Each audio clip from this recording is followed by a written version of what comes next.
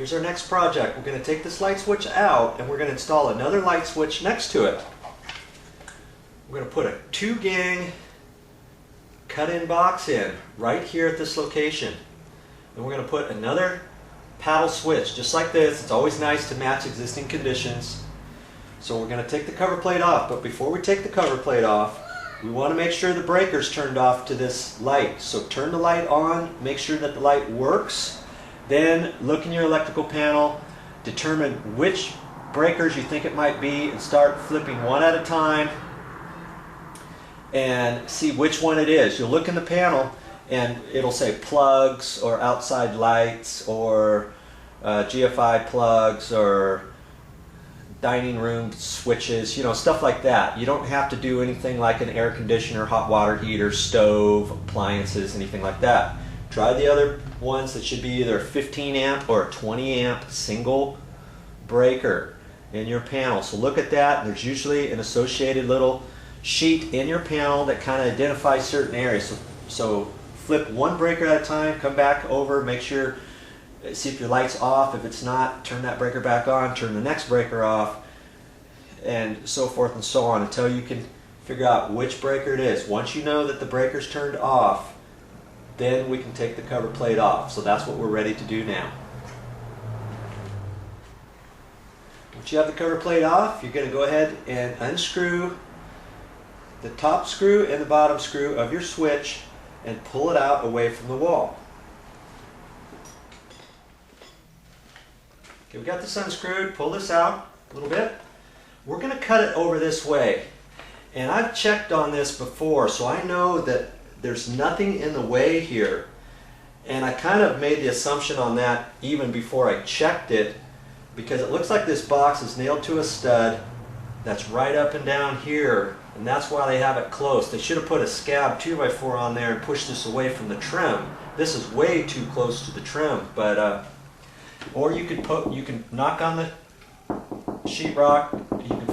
You can hear a hollowness, and then it goes up, and you know that's where the stud is.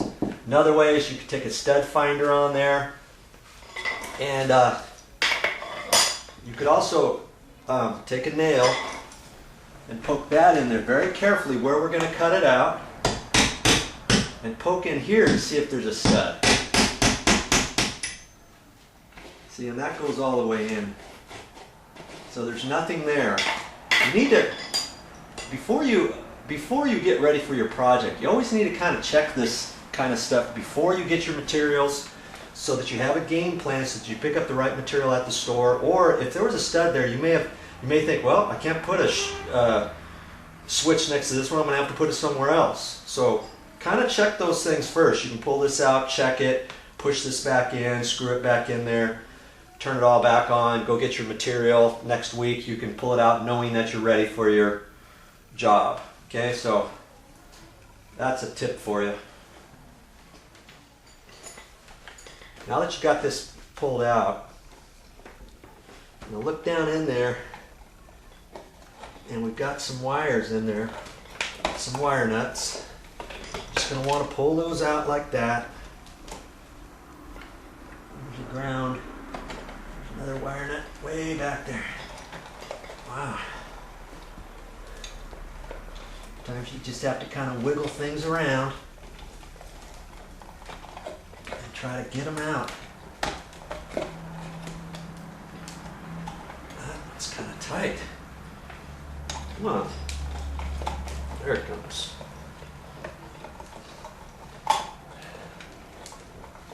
Okay. There, you got another wire nut there. This is for your ground wires, and here you got for the neutral wires. And there's no other wire nuts in there. Okay. Now, before we take those off, we're going to look and see how it's hooked up for the wires to the light switch.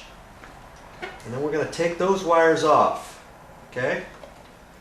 Take those wires off, and then we'll get ready to take the wire nuts off.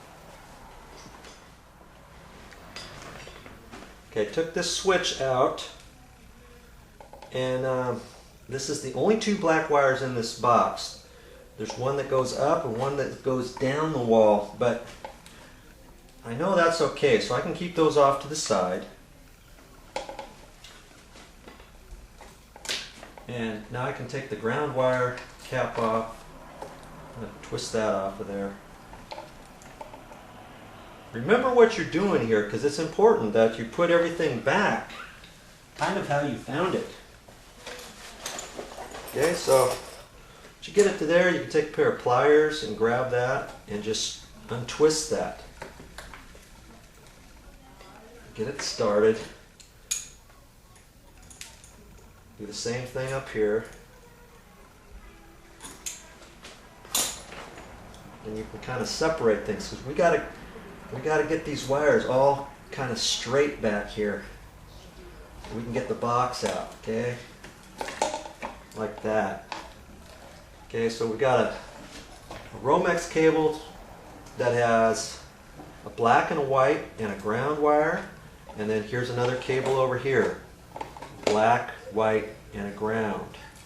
Okay, now I'm going to straighten those out a little bit more, and then I'll tell you what we do next.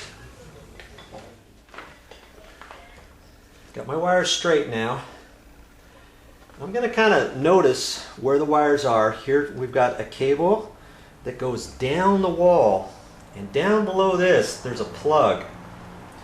So I know the power to this box is coming up from that plug feeding this light switch, because this wire, this set of wires here goes up the top there and it goes up the wall, and this light switch controls an outside light that's on the deck up high, so I know this is going up to the light. Okay, so right now if I were to turn the power back on, this would be hot, this would not be hot, because this would be going up to the lights, up to the light fixture. Okay, so I'm just kind of getting myself acclimated to the box before I go any further. Now I'm going to get ready to cut this plastic box out of here.